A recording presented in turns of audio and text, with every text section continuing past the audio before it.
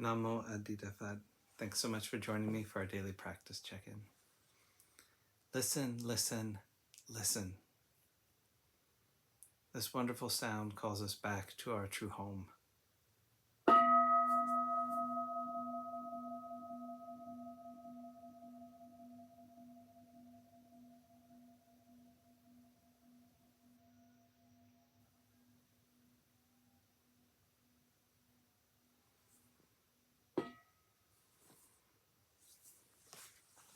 The first mindfulness training. Aware of the suffering caused by the destruction of life, I vow to cultivate compassion and learn ways to protect the lives of people, animals, plants, and minerals. I'm determined not to kill, not to let others kill, and not to condone any act of killing in the world, in my thinking, or in my way of life.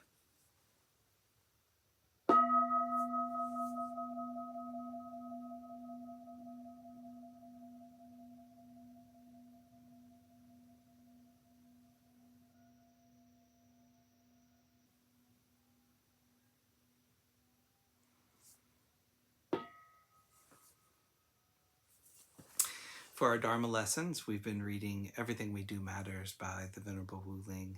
We're continuing in Chapter 8, Transforming Greed and Anger. Who makes us angry? We can also remind ourselves that other people do not make us angry. We ourselves do. When we encounter a difficult situation, we have a choice of how to react. We can carelessly fall into our usual habit of losing our temper, or we can react wisely. It's entirely up to us. Why do we so easily become angry? We do so because we are attached to self-importance, our view of who we are, to the concept of I. When our concept of I is threatened, I very often strikes out in anger. A good example of this is the typical reaction to criticism. We have many faults, but we generally do not appreciate others pointing them out to us. Regardless, others very often criticize us, just as we are often critical of others. When somebody points out a fault, they, like us, usually do so clumsily, and consequently, our feelings are hurt. Few people are able to correct us or criticize us without us reacting negatively. We respond defensively with resentment, guilt, embarrassment, or a score of other reactions. We may well know we have done something wrong, but we do not appreciate others pointing it out to us. We resent critiques because we feel that others are in no position to criticize us. Surely they must have, sometime in the past, done what we just did and made the same mistake as us. Or we may find it difficult to apologize, no matter how guilty we feel. And so we react with anger or try to ignore the situation. It's very difficult to accept others' criticism of us, and it is the rare person who would find it easy to say, "You're absolutely right. I apologize and will not do it again." Such humility, coupled with strength of character, is usually not readily found in most of us. More likely, we will act defensively, or worse. We may in turn criticize the other person. So let us think before we react.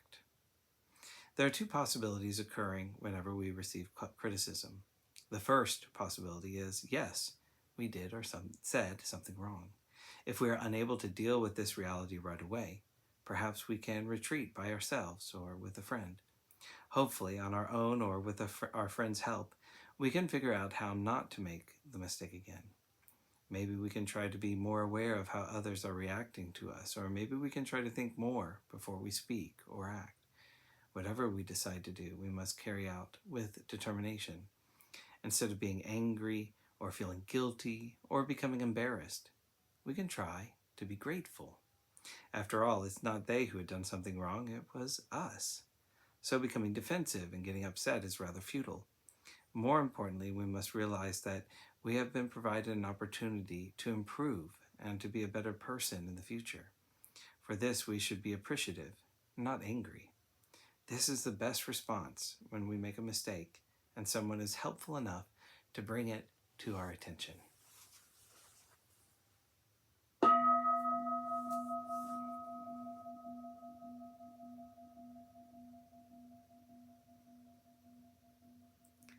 May all beings be well. May all beings be happy.